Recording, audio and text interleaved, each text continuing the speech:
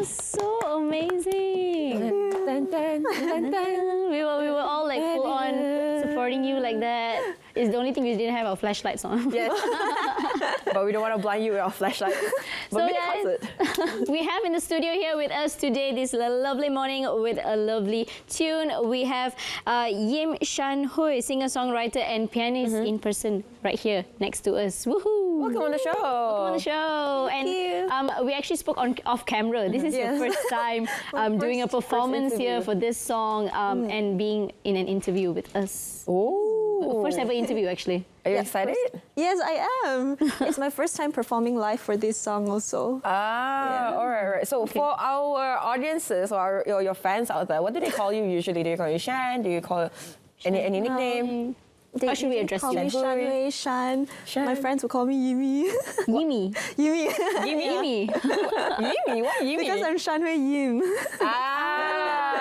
Okay. That's just like a friendlier way. Okay, how should we call you though, Shan Hui? Oh yeah, Shan Hui is fine. Okay. I'm gonna call you Yimi so that we're Yimi is closer. kind of cute.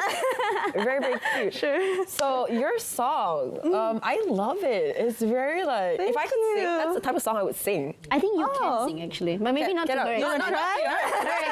Definitely not. But I love it. So what was the inspiration behind the song? This song, I actually wrote it in 2020 during the pandemic.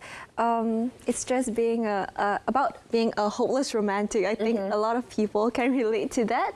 And because we had a lot of time in the pandemic, I read books, I watched a lot of classic rom-coms. So there's a lyric says, like the ones in the movies or the ones in the books. And eventually, like how I fell for them, I fell for you. But of course, it's all in the head.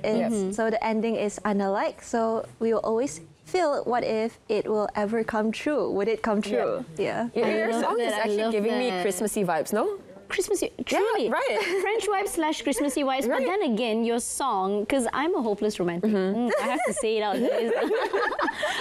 I love books. I love the movie scenes. I love all of it. I'm a hopeless romantic. So I think that's why I pretty much can really get your song, speaking to my soul, literally here. So anyway, tell us about your style of music. Like, this is not the first song that you wrote, right? Is it? Yeah, I actually wrote a few songs. I started writing when I was 13, but it was just a few short completed ones. And before that, I feel like it follows my growth. When I was 13, it was more like a cutesy, and then it eventually grew into this style. I actually also added a little bit of jazz because as a classical musician as myself, a pianist, I really hope there was like a piano solo part. So that's the favorite part of my song, the piano interlude in the middle. I love it. So you actually said that, you got into music because of your mom, because your mom is also a musician, right? Oh. Any pressure coming off of that, Does she ever Was it the mom who forced you, like, girl, you're taking piano lessons now? Surprisingly, no.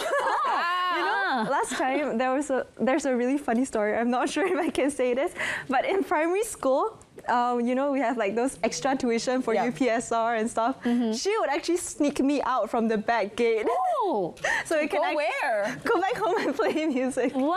I love I love that, because usually we are the ones to sneak out. Exactly. Not our mom helping us to sneak out. She is the one who asked me, hey, you want to come back?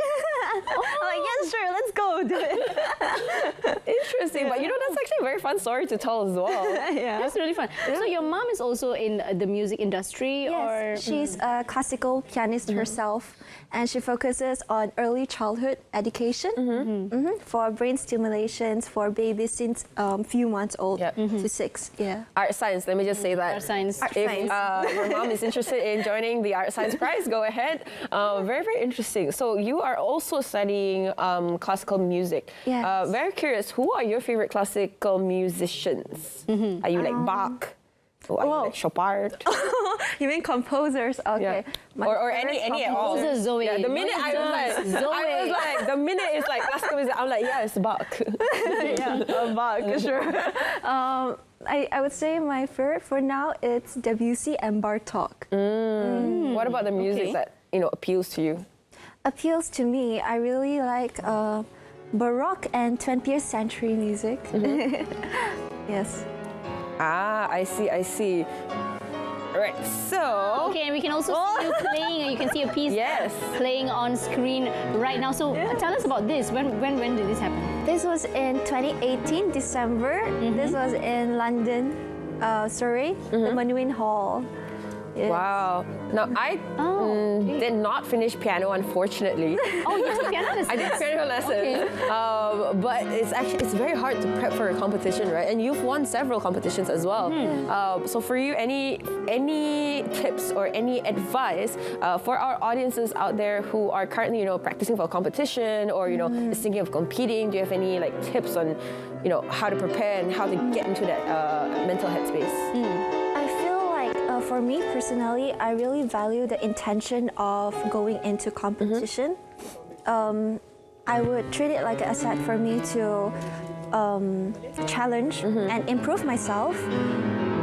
The process, I feel like it's really crucial. It's very important for us to go through despite the result or the response in the end, because we have to be mentally tough enough, and then we got to go through each stages of struggle and ultimately overcoming them.